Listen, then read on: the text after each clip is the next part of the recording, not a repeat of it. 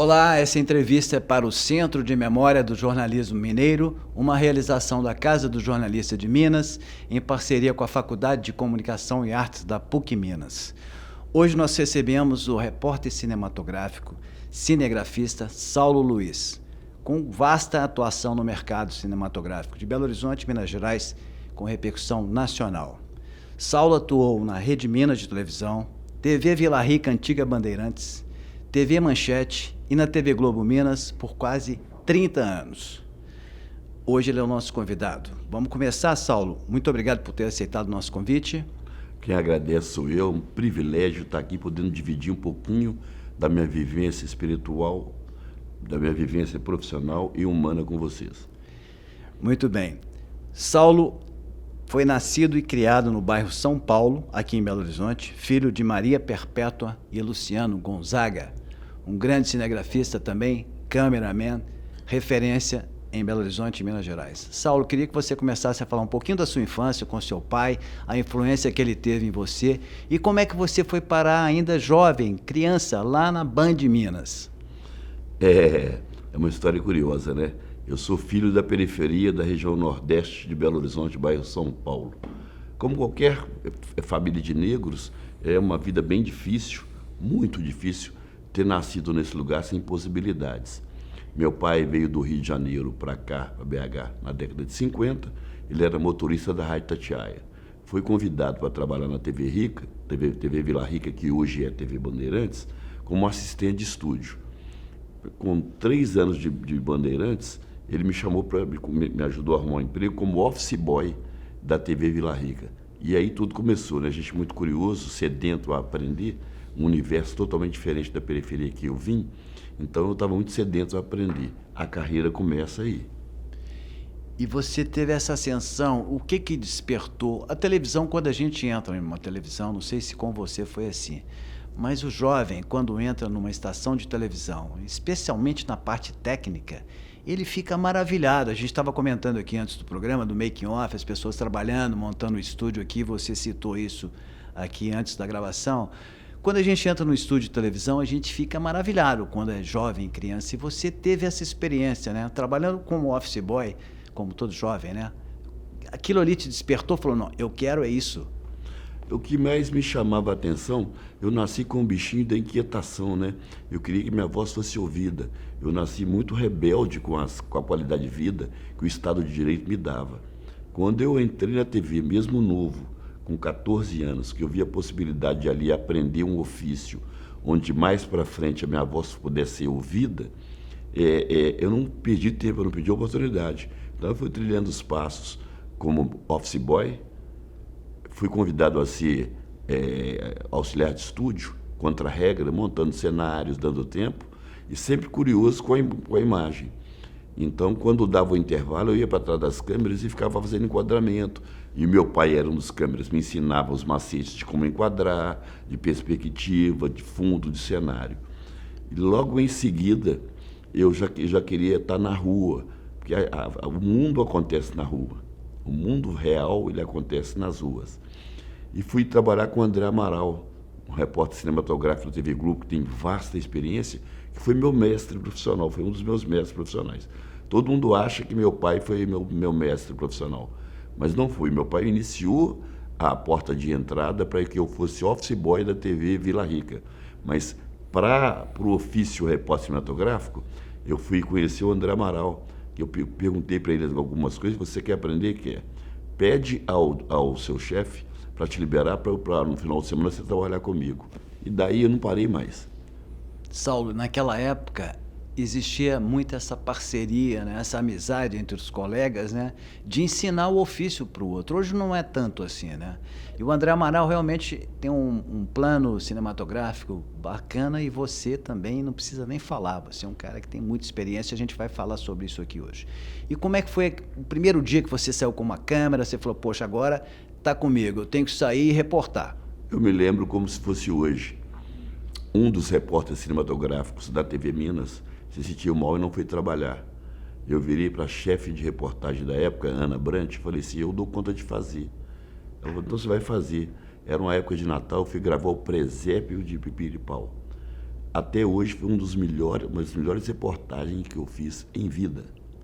Fui cobrir o presépio de Peripau para a TV Minas, eu estou falando de 88.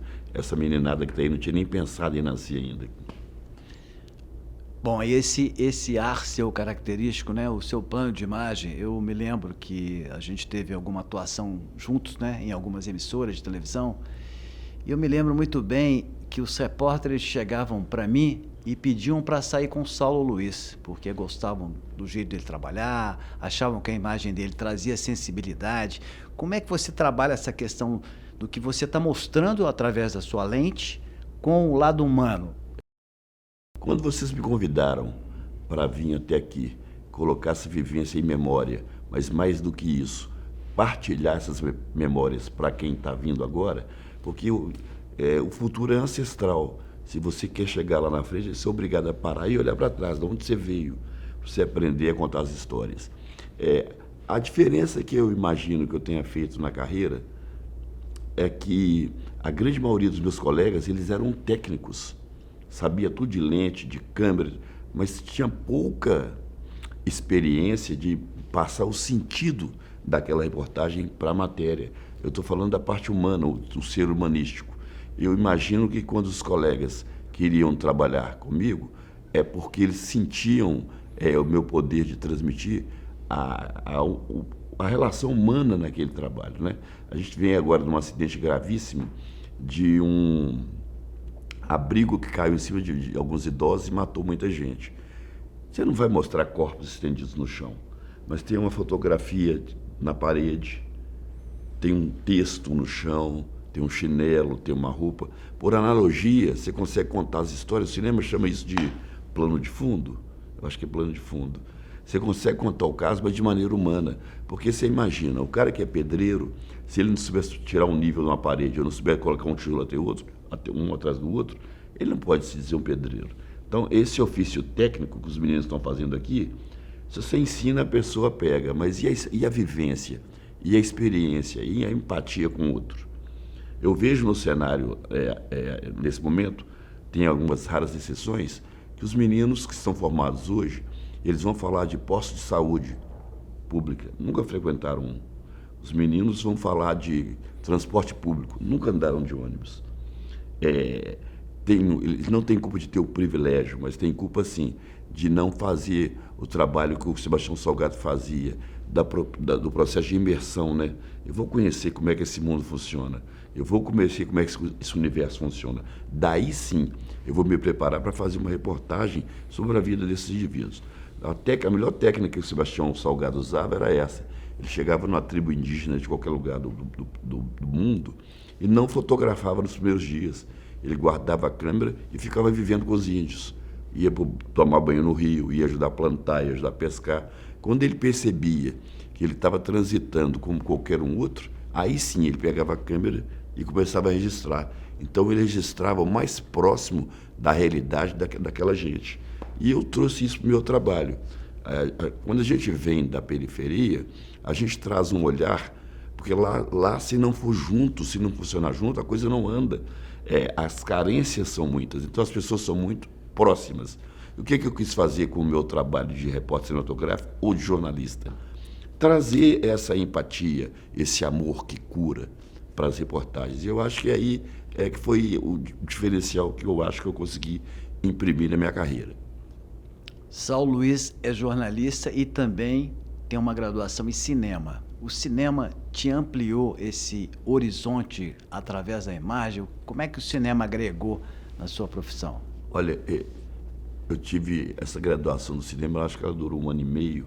Ela foi muito mais potente do que eu estudei no jornalismo, porque é muito denso o que o cinema te propõe. Basta você ver que o cinema, no meu entendimento, a TV é prima pobre do cinema. O cinema está a anos-luz da televisão. Primeiro que a televisão ela é factualista. Acontece o fato, ela não tem tempo de contextualizar aquele fato, dentro de que contexto aquele fato está.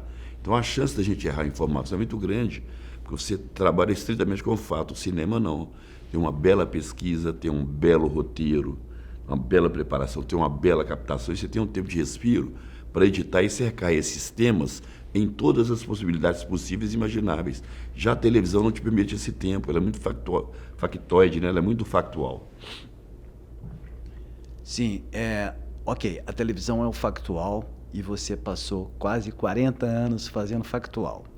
Fala um pouquinho da sua rotina de chegar na TV Globo, ou na Rede Minas, ou na TV Manchete, ou na Band, para sair para fazer uma cobertura. Você não sabe o que você vai encontrar pela frente. Sim. Como é que você se prepara para uma matéria? A gente está aqui na PUC, né, com vários estudantes participando dessa gravação. Como você disse aqui, atrás das câmeras tem uma equipe de quase 10 pessoas. Como é que essa coisa de chegar na redação, você pode ir para uma enchente, você pode ir para uma exposição de arte, você pode cobrir o governador. Como é que você prepara o espírito e o seu trabalho, né, como câmera, como cinegrafista, para captar aquela melhor imagem e levar para a redação? Como tudo na vida, é planejamento, né? Quando você está no campo já para executar o que você planejou antes. Então, quanto mais informações você tiver sobre essa pauta, quanto mais você trocar com o produtor, com o repórter, com o motorista dessa equipe sobre esse tema, maior chance de sucesso você terá na composição do trabalho que você quer. Se eu consigo fazer as reuniões de pauta sobre uma jornal de amanhã, ela é feita no dia anterior. Então, eu acho que eu fui pioneiro nisso. Eu era repórter cinematográfico.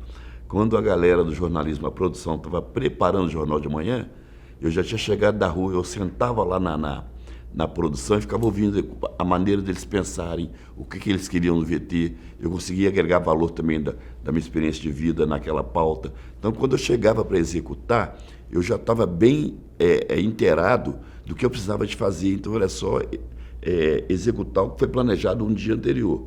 Como todos sabem, tirando as grandes tragédias e catástrofes, os jornais são pensados num dia anterior. O que é que nós vamos fazer nas edições de amanhã?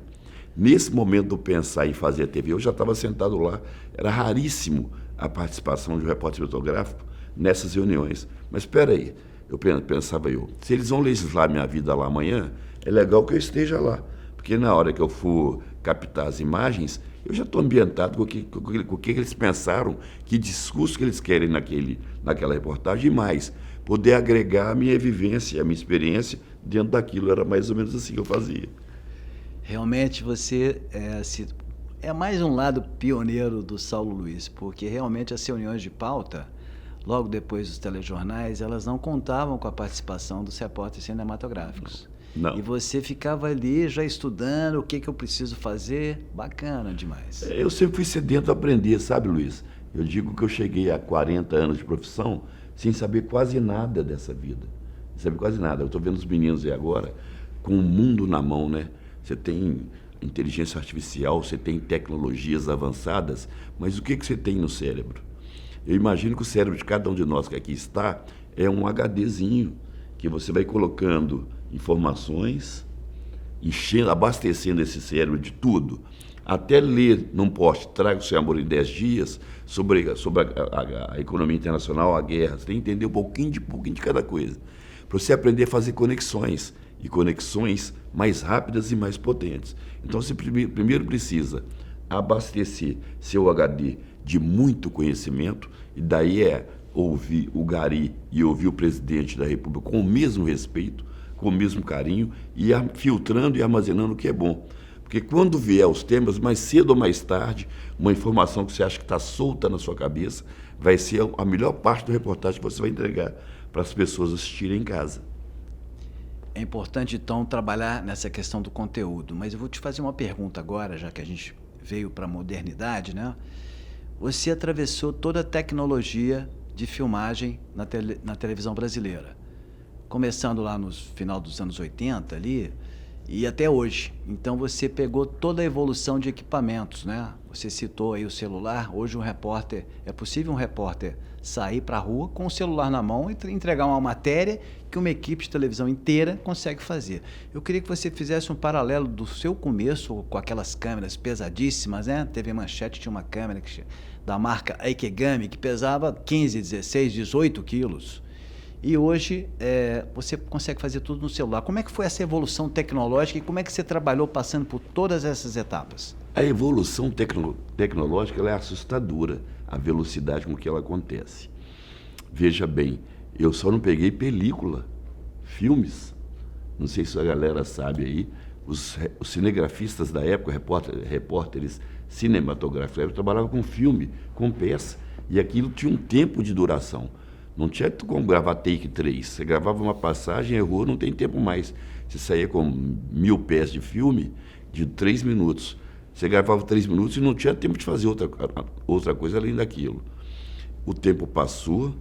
Hoje eu lembro muito bem da gente estar fazendo uma transmissão de futebol aqui na Arena do Jacaré. O Mineirão e o Independência estavam fechados para a Copa do Mundo, acho que 2014 isso. E eu sempre disse isso. Ia 14 pessoas dentro de um ônibus para fazer futebol Brasil afora, ou Minas afora, Campeonato Mineiro, Brasileiro, Libertadores. Rogério Correia, Bob Faria, esses caras todos, e equipe técnica, sem uma câmera dentro. Eu ficava imaginando assim, se uma grande tragédia acontecia na estrada, como é que nós vamos contar isso no Fantástico? Hoje é domingo. Se ninguém tem aqui uma câmera, a gente não traz. Eu vivia brigando com o chefe da UPJ para colocar uma câmera solta lá dentro, no bagageiro do ônibus, porque se houvesse alguma tragédia para além do futebol, a gente ter como registrar aquilo. E não é que aconteceu. Em Sete Lagoas, um acidente gravíssimo com um caminhão de carvão, matou um tanto de gente e a estrada foi fechada. E aí eu tinha um celular meia boca. Eu coloquei 6 minutos de Fantástico com o celular, sem a presença do repórter, documentando as imagens, os resgates, entrevistando o cara do bombeiro, falando com uma vítima que tinha possibilidade de falar. Eu mandei esse material todo para a TV, foi 6 minutos Fantástico, sem a presença do repórter que a gente conhece, aquele que segura o microfone. Voltei, eu atropelei o processo um pouquinho, voltei lá das facilidades, mas não me importa, nunca me importou o equipamento. Me importa quem é que vai operar esse equipamento, o que você vai fazer, com que potência você vai dar no seu discurso para massa, se você é um comunicador de massa, com esse equipamento. Porque você pode ter um equipamento de última geração, mas não ter o que devolver, né? Não ter o que entregar. E esse é o meu pior mal. Na TV, eu não vou citar nome para não ser antiéticos, mas eu conheci lá repórteres que eu os tratava de office boy de gravata, que segura o microfone. Porque a pauta sai da mão do editor, do produtor da pauta, e ele só consegue entregar o que foi pedido, ele não consegue agregar um valor humano de experiência dentro daquele tema. A ponto, por exemplo, a gente foi fazer no Jornal Nacional o aumento do trabalho informal, no mercado informal, fomos para o salão de beleza, aí caiu a marcação do salão de beleza. Estavam contratando muito manicure, um tempo de grana e tal.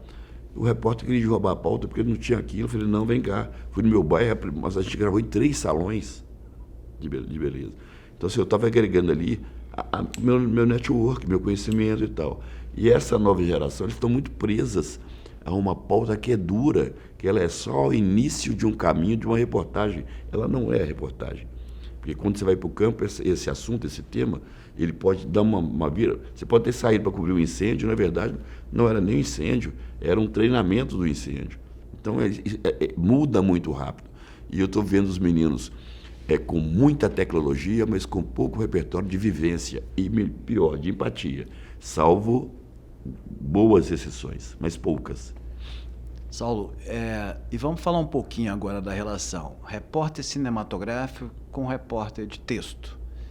Você passou a carreira toda assim, saindo com muitos repórteres e também sozinho, porque com a sua experiência, o chefe de reportagem pedia para você fazer a matéria sozinho. Vai, Saulo, e resolve, como você fez nesse acidente que você citou indo para Sete Lagoas. E merecia um prêmio, um bônus no final do ano da TV Globo por ter, apesar de ser uma notícia triste, mas foi uma coisa que você, com esse instinto da reportagem, porque você podia ter ficado na sua, como você falou, vamos fazer o futebol, fazemos o futebol, teve um acidente, a gente passou por ele e tal, mas não. Aquele instinto jornalístico, você foi ali muito bem. E como é que era como é que você vê a relação hoje do repórter cinematográfico com o repórter de texto? Eles têm que combinar, têm que se dar bem, é importante essa empatia? Televisão, ela tem uma virtude, uma qualidade que não se faz sucesso sozinho.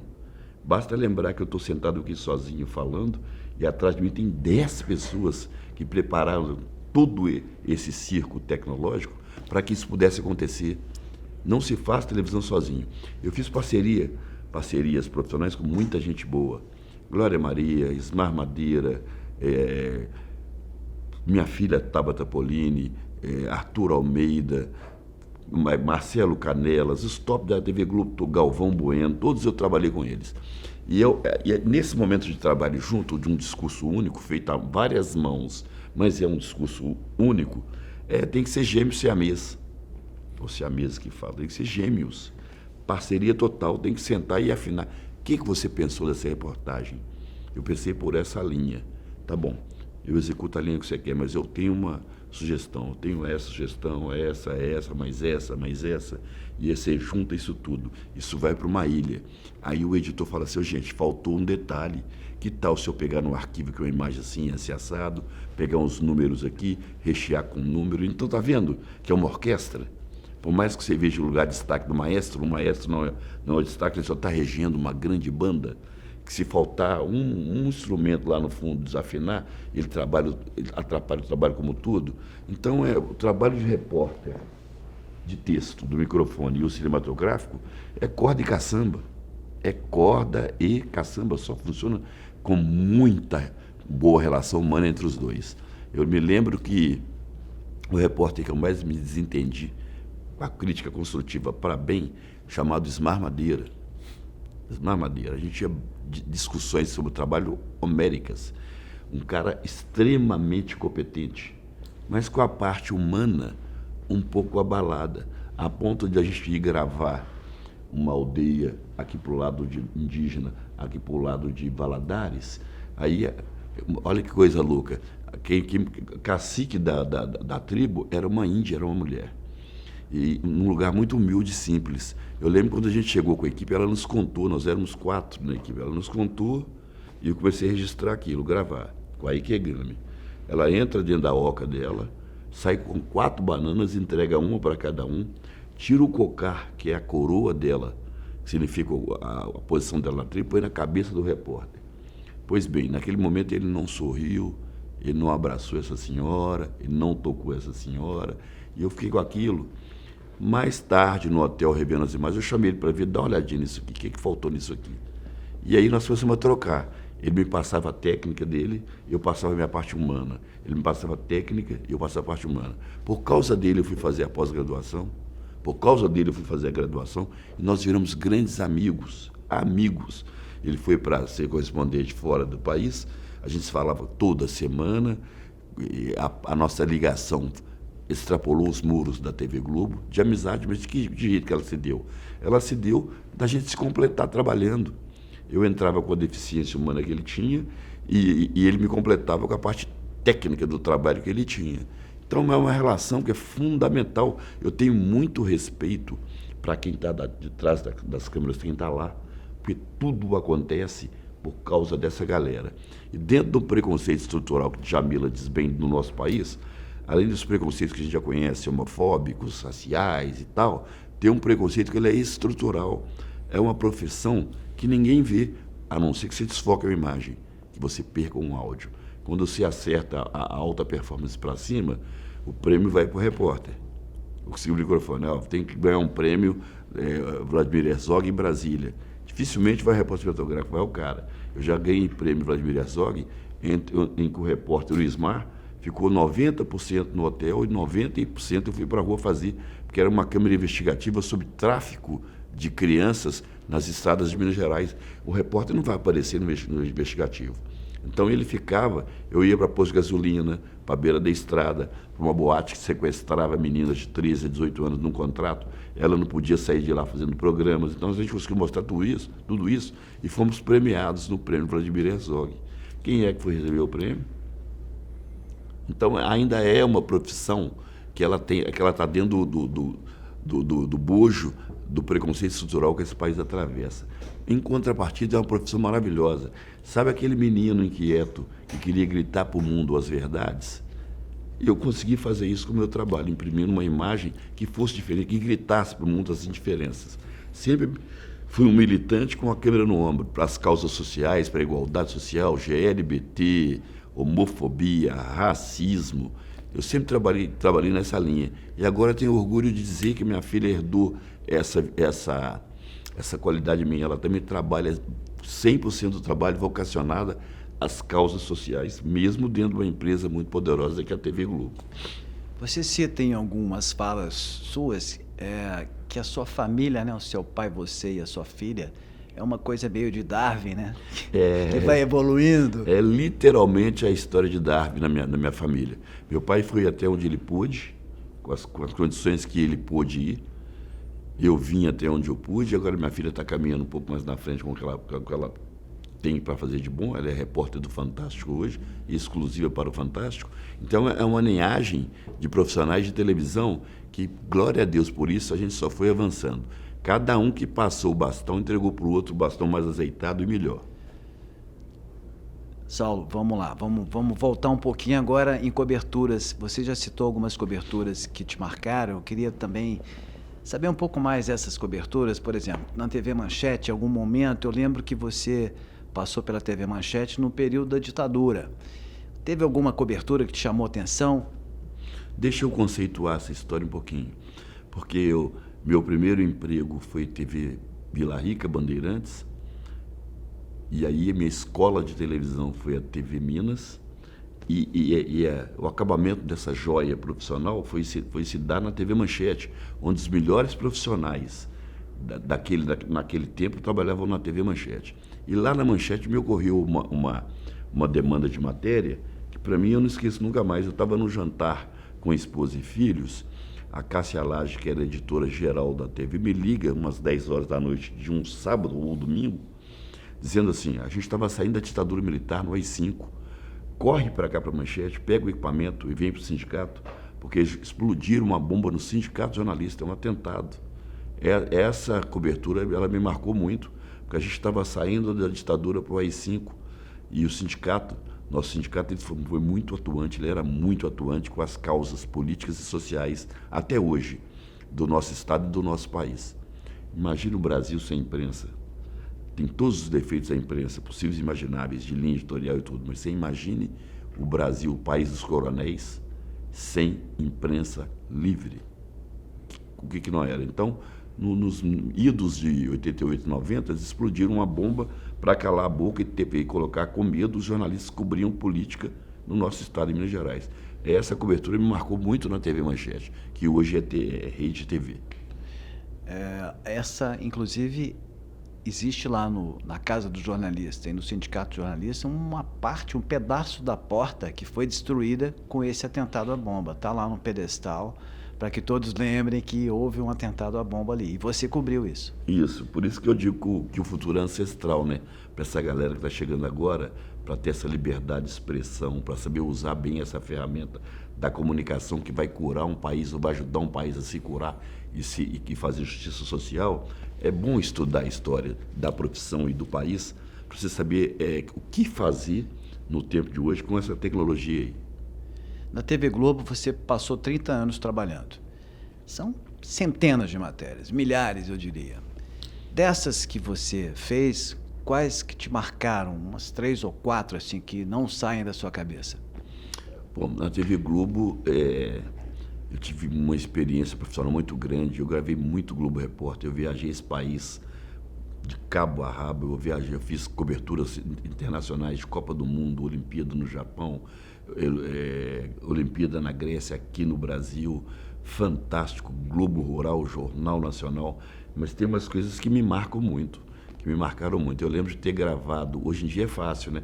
Vocês veem no Globocop passando, ele é um equipamento de transmissão ao vivo, que ele vem com as câmeras acopladas. É muito igual as meninas sentadas ali, ó. Do próprio helicóptero, o controlador, ele registra as imagens, ele faz os cortes com joystick na mão. Lá no passado, não. A gente sentava no chão do helicóptero com um cabo de aço amarrado nas costas para você não cair, lógico. Os pés para o lado de fora. Os pés para o lado de fora, a câmera presa. Eu consegui pegar um flagrante de um assalto num banco ali na Avenida Abraão Caran, indo para o aeroporto. Em tempo real, eu vi os caras saindo do banco com movimentação estranha e comecei a gravar aquilo. Era um assalto. E a perseguição da polícia, até chegar numa comunidade chamada Sumaré, troca de tiro, eu gravei isso tudo alto. Imagina, sentado na porta do helicóptero aberto, com um cabo de aço preso nas costas.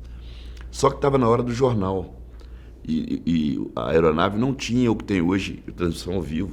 A gente tinha que voltar para o aeroporto da Pampulha, para o motoqueiro pegar essa fita, levar para a TV. O jornal já tinha acabado, não dava tempo. Aí eu pensei, vou cometer uma loucura. Falei com o piloto, você tem coragem? Vou abaixo, lá no estacionamento da TV Globo, que eu vou jogar essa fita para eles lá, eles colocam isso no ar, isso entra nessa edição agora.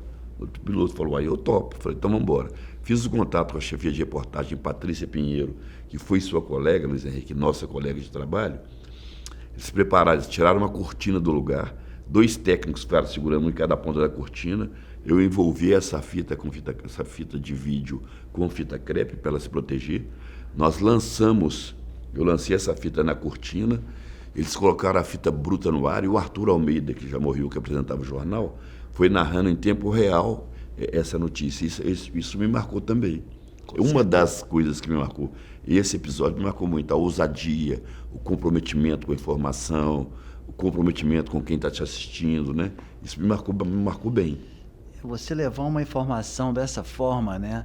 De uma forma totalmente inusitada, que saiu da sua cabeça uma solução para aquela questão ali, e também o pessoal da redação que te deu apoio, o próprio Arthur Almeida narrando aquelas imagens sem edição, sem nada. A importância do jornalismo que está dentro de você, né, Saulo?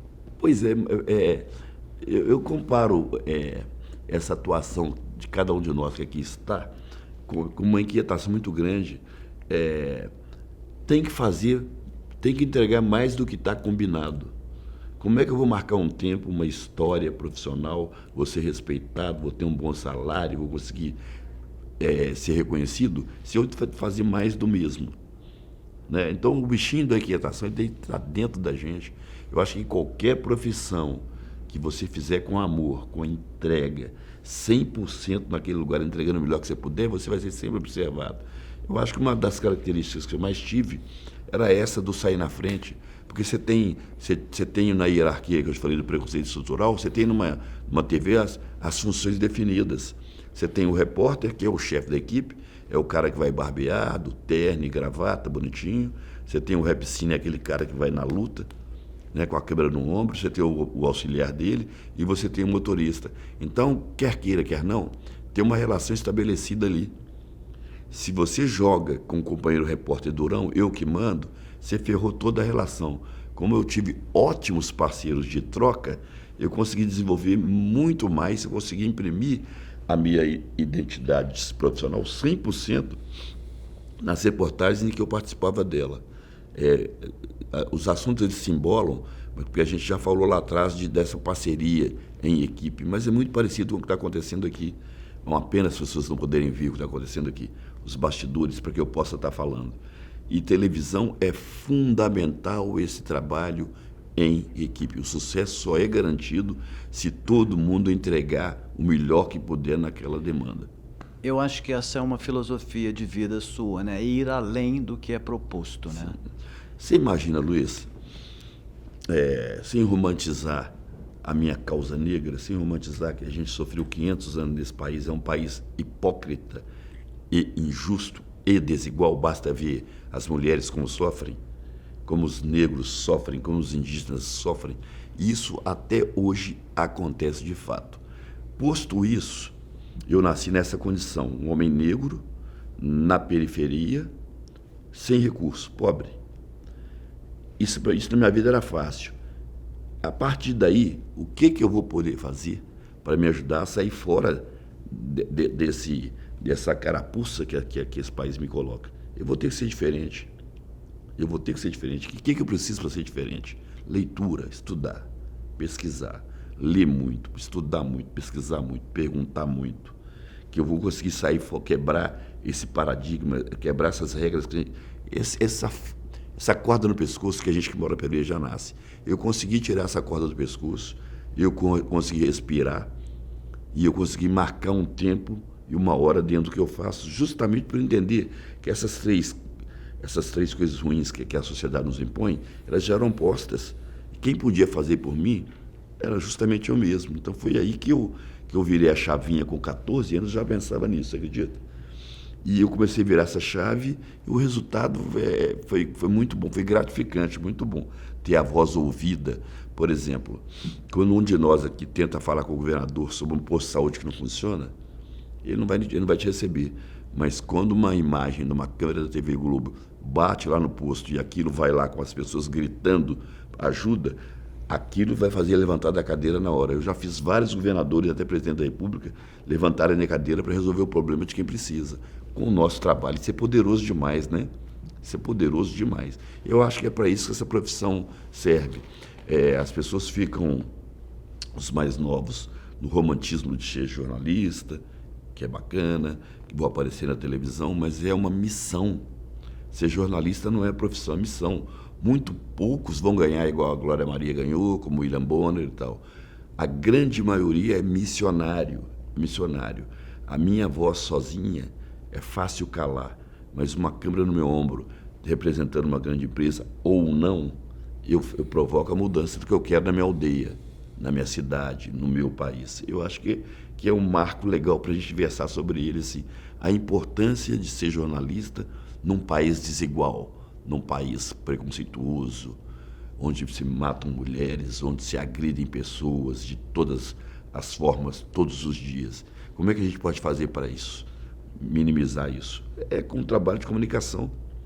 Eu acho que é aí que a nossa profissão tinha que ser catequizado nas faculdades, o lado humanitário. Eu fico observando com a inteligência artificial, equipamento, a gente fica preso no equipamento, esquece da relação humana. É o equipamento a serviço da relação humana. Eu acho que é isso. Saulo, você, nesses anos todos de profissão, você passou por algum tipo de preconceito racial ou alguém que te pressionou pela sua cor, pela sua identidade? Como é que é isso? Ô Luiz, dá para escrever um livro sobre essa sua pergunta. Ela é interessante para escrever um livro. E a maioria dos preconceitos que eu recebi, eu sou um homem negro, alto, forte. Então, o preconceito físico, jamais, né? O cara olha para um negão desse tamanho, jamais ele... Mas ele fala assim, quem é esse negro? O que ele está fazendo aqui? Por que ele está me fazendo perguntas se o repórter é o outro? Porque eu fazia pergunta, o repórter ia sabatinar o governador, o presidente da República e tal, e deixava algumas lacunas abertas. As perguntas incisivas, eles tinham medo de fazer. Eu punha minha cabeça para fora e perguntava ao presidente da República, para o governador, mas e essa questão? A gente tem um dado do IBGE que X% da população está sem escola pública. Aí você viu o preconceito na hora, mas quem que é esse cara? Ele nem é um repórter. Por que está me perguntando? Isso cabe um capítulo à parte. Dentro da própria empresa, eu sempre gostei muito de me cuidar. Aqui tem um discurso. Quando eu chego aqui para receber vocês, eu estou dentro de um discurso que, infelizmente, a primeira impressão de quem vai me ver é da maneira que eu estou aqui. Não vai querer saber do que tem aqui, da minha honra, do meu caráter, das minhas virtudes. Primeiro contato é como eu estou vestido. Aí eu cheguei na TV para trabalhar do jeito que eu estou aqui, de terno e gravata. O repórter que trabalhou comigo disse assim, você está muito elegante, está bonito, está parecendo segurança do presidente da República. Aí eu disse a ele assim, eu não estou parecendo com segurança, estou parecendo com Barack Obama, o primeiro líder negro dos Estados Unidos. Por que você está achando que eu posso parecer só com o segurança? Então, esse preconceito, ele está enraizado. A gente pega uma nação muito boazinha, um povo muito cortês, um mineiro que recebe bem, mas onde acontece mais feminicídio na federação? Qual estado? É aqui em Minas Gerais. Onde acontece os maiores números de preconceito racial? É aqui em Minas Gerais. Onde acontece o maior número de preconceito contra os héteros, os LGBTs e tal? Também Minas é o segundo ou terceiro. Então, você imagina o tanto de preconceito que eu recebi entrando no Automóvel Clube, indo no Minas Tênis Clube, onde a maioria do que frequenta é branca, é só os atletas que são negros. Quando o negro vai lá como sócio, o olhar das pessoas. Chegaram a ponto de eu no pico com minhas filhas, do cara pedir para passar a mão no meu cabelo, na minha pele. Esse é o país que a gente vive nele, que a gente fala que não tem diferença. E aí entra de novo o nosso trabalho. Se começa a quebrar tudo isso com esse discurso que a gente faz do jornalismo, no jornalismo. É uma bandeira que eu vou levantar o resto da minha vida. Glória a Deus por ter me colocado nessa profissão, ou seja, nessa missão. Saulo, e hoje como é que é a sua atuação? Você saiu da TV Globo recentemente, hoje você se dedica como a essa causa jornalística, porque isso está dentro de você. Sim. Queria saber como é que você mantém esse contato com o mercado de jornalista, de mercado com os colegas, né? Com as coisas que acontecem. A gente está vendo que você é um cara muito ligado nas questões atuais, né? Já citou vários momentos aí. Quer dizer, a gente para de trabalhar numa TV Globo, ou numa TV Bandeirantes, ou uma TV Record, mas continua com o olhar nessa vibe, né? Como é que é a sua atuação hoje? Ô Luiz, você é meu colega de profissão há 280 mil anos. A gente divide essa missão e trabalhamos, inclusive, somos contemporâneos de redação durante muitos anos. O meu jeito é de um ser inquieto, um ser que clama por justiça social. Tem jeito de fazer justiça social sem fazer documentário, sem fazer reportagem, sem se importar com o seu bairro, com a questão das mulheres, com a questão das causas sociais, não tem jeito. Então eu parti para a linha de documentários, trabalho com lei de incentivo à cultura, me propus a fazer 2 documentários por semestre, um no primeiro e no segundo, com lei de incentivo. Paralelo a isso, faço freelancers para a TV Assembleia, para a TV Globo em Esporte, milito nas causas sociais do meu bairro.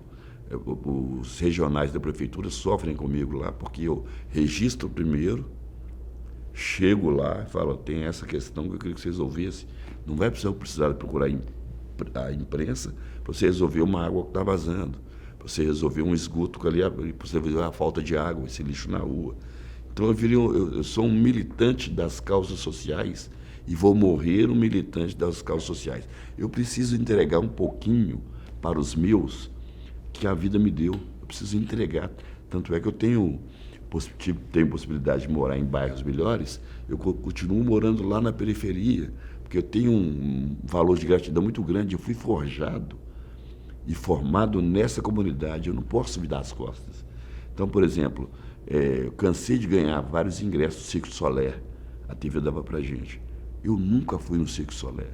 Eu pedi aos amigos que ganhavam na TV para me doarem os deles, juntava com os meus, alugava uma van, colocava os meninos da minha comunidade dentro dessa van e levava lá para assistir o Cirque du Soleil. Eu ficava na porta esperando acabar, a gente comia o sanduíche depois, eu entregava, para mostrar para o menino que, para além do bico do traficante, do bandido, tem uma vida que pulsa e que ele pode fazer parte dela. O Estado de Direito tinha obrigação de fazer e não faz. Eu tenho feito, através do network, dessa vivência em televisão, de conhecer a cidade inteira. Então, eu estou devolvendo para a minha comunidade um pouquinho do que eles me deram. Essa experiência de vida, de gritar para o mundo que a gente pode fazer uma sociedade igualitária para viver bacana. Esse trabalho de jornalismo, para mim, a primeira premissa dele é justiça social. Justiça social. Tem lá as características, entretenimento, informação, tá tudo certo. Mas tudo no intuito de fazer justiça social.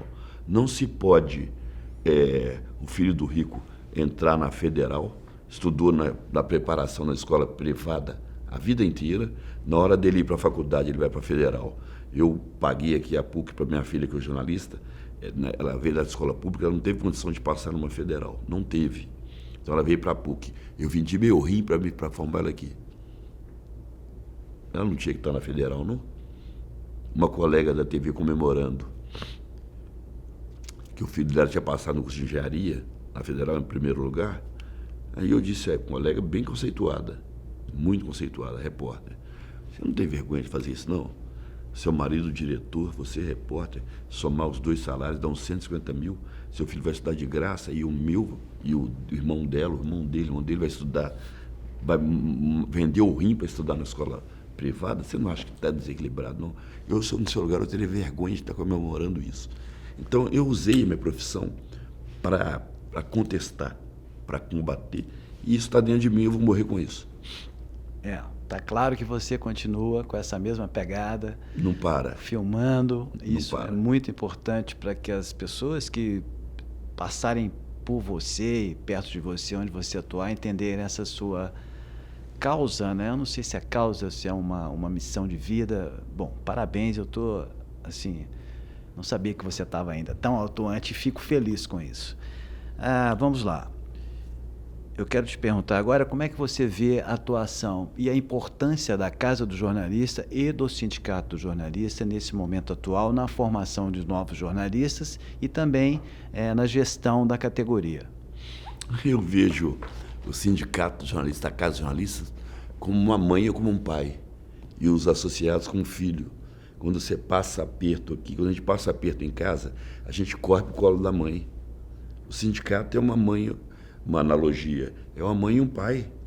O sindicato é que você imagina, eles queriam acabar com os sindicatos todos e você ter uma relação direta com o capital. Já com o sindicato, você sabe o que é discutir uma database, você sabe bem o que é isso. Já com o sindicato, a gente passa um aperto danado. Você imagina uma categoria sem sindicato, sem representante. Você sentar direto com o seu patrão e falar assim, eu queria que você aumentasse meu salário, só o INPC. Eu queria que você melhorasse meu plano de saúde, ou meu vale transporte. Você está demitido no outro dia. Então eu entendo, fazendo analogia, eu entendo os sindicatos, todos eles, como o pai ou a mãe, onde quando você passa aperto, você está acuado, ela naqueles braços que você vai descansar. Você tem ali o amparo legal, né, o amparo jurídico, você tem a direção, você tem a união dos colegas, você tem um movimento de classe que é poderosíssimo, teria que ser poderosíssimo. Não existe profissional sem um sindicato para se defender. Não existe um contato, o meu CPF com o CNPJ da empresa. Não tem como. É uma situação desbalanceada, desmedida. E aí entra o sindicato, como uma mãe ou um pai que protege o seu associado, ou deveria. Saulo, eu tenho mais uma pergunta. Na verdade, eu teria mais algumas perguntas, mas a gente já está com mais de 1 hora de entrevista. Eu queria te perguntar 2 coisas ainda. Qual é o seu legado? Qual o seu legado profissional e de pessoa que você deixa nessa trajetória rica e bonita? Graças ao bom Deus, eu encerrei meu ciclo profissional deixando vários filhotinhos de Saulo, principalmente com essa coisa da missão, o trabalho é missão. Porque o bichinho da vaidade pega, né? Aparecer na televisão, ser o cara da TV Globo. O bichinho da vaidade, ele pega. E quando esse bichinho pega, ele te afasta dos seus, ele te afasta da sua meta, de ser missionário e tal. Eu saí deixando muitos legados. Eu consegui formar de 8 a 10 repórteres cinematográficos. Eu consegui acender a luz da carreira de muitos repórteres que chegaram lá perdidos, que não sabiam o que fazer de uma reportagem.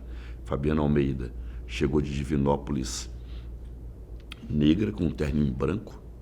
A gente sabe que branco para TV na rua é um suicídio. Aí fomos fazer a primeira reportagem, falei, essa roupa sua não está legal. Você gravar, você é negra, se eu corrigir a sua pele, eu estouro o branco da sua blusa. Se eu corrigir a sua blusa, eu escureço a sua pele. Isso não está legal, vamos dar um jeito nisso. Mas eu não tenho dinheiro, eu falei, não tem problema. Passamos no Barro Preto, eu comprei um terninho azul para ela. Fomos para a primeira reportagem, ela não sabia como começar, nervosa e tal. Fomos caminhando. Hoje é âncora do jornal, é repórter do Jornal Nacional. Saulo Vieira, repórter cinematográfico. Eu tenho muito orgulho com esse menino, que ele é meu melhor resultado. Nem minha filha é meu melhor resultado. Ele é o meu melhor resultado de parceria e poder ajudar. Esse menino eu consegui vencer nele, eu acho que nem psicólogo conseguiria fazer nele. Não é uma profissão para tímidos. Não é uma profissão para tímidos. Principalmente se você faz a captação de imagem, você tem que ser rompedor, não tem jeito. O Estado quer que você não mostre. A polícia quer que você não mostre. O político quer que você não mostre. E você está lá para mostrar. Então você não pode você não pode ser tímido, você tem que ser trator. E esse menino manso, lerdo, devagar, e eu trabalhando na cabeça dele, Você me ensina a sua profissão? Eu falei, não. Pô, mas você ensinou todo mundo. Eu falei, enquanto você não fizer uma matrícula na faculdade e for estudar jornalismo, eu não te ensino nada. Primeiro você precisa aprender o alicerce, para depois saber o que você vai fazer com isso. E esse menino se formou. E esse menino hoje é um dos melhores do país. E olha que eu ainda tenho o legado da minha filha, Tabata. A gente foi gravar, começou fazendo rolê nas Gerais. Ela entrou fazendo estágio no G1, com a Cíntia Neves.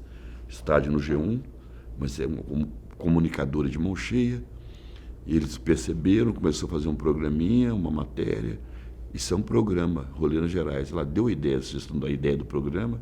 Eu fui, no primeiro momento, como pai, como profissional, ajudar ela a entender que programa que era esse, que era diferente de jornalismo. A carreira dela ascendeu muito. Os caras do Fantástico viram, hoje ela é repórter exclusiva do Fantástico. Mas eu tenho muito orgulho de ter deixado muito legado assim, não da profissão, da missão. Da missão. O que você vai fazer com isso?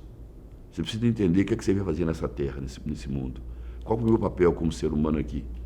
Dentro dessa profissão. O que Deus quer de mim nessa profissão? Por que eu estou aqui? O que eu estou fazendo aqui? Estou aqui para estar branco? Para fazer foco? Para cumprir uma pauta? Eu estou aqui como um instrumento de Deus para tentar melhorar a minha aldeia, a minha rua, a minha cidade, meu país. É romântico, é filosofia romântica, mas dá para fazer. Dá para acontecer. Dá para você usar essa ferramenta que essas meninas estão aqui agora, como uma luz de Deus, para clarear onde não tem luz, sacou? Dá para fazer, eu acho que é isso. E uma mensagem final? Uma mensagem final. Você tem tantas mensagens finais. Você está no Centro de Memória do Jornalismo Mineiro. Sua entrevista vai ficar nos nossos canais no YouTube, no Spotify. Todos vão assistir. Deixa uma mensagem para quem te assistir. Primeiro, eu tenho gratidão pela vida. Ontem, o passado. Amanhã, o futuro. Por coincidência, o dia hoje, eles classificam como um presente. Estar vivo é um presente de Deus. Quando você ganha um presente, você não fica muito feliz. Mas aí, nessa felicidade não precisa de ter gratidão com o outro. E o gratidão com o outro em forma de ação. Essa profissão é um dom, uma habilidade que Deus te colocou para colocar luz aonde não tem luz. Seja luz no caminho das pessoas. Faça o bem usando a sua profissão. Eu acho que é isso. Acho que a palavra final é se entregue para o outro. O amor cura. Se entregue para o outro. O amor cura. Está vendo guerra aqui, guerra ali, guerra lá. O amor, ele cura. E essa profissão bem usada com o sentido de humanidade e de amor, se consegue transformar a sua aldeia, quiçá o país. Saulo Luiz, um repórter cinematográfico com 40 anos de carreira, reportagens incríveis, mas que tem um lado pessoal e sentimental e de amor pelo próximo e de uma sensibilidade incrível que você vai ver agora nesse programa. Saulo Luiz, muito obrigado pela entrevista. Essa entrevista foi para o Centro de Memória do Jornalismo Mineiro, uma parceria da Faculdade de Comunicação da PUC Minas com a Casa do Jornalista de Minas. Até o nosso próximo programa.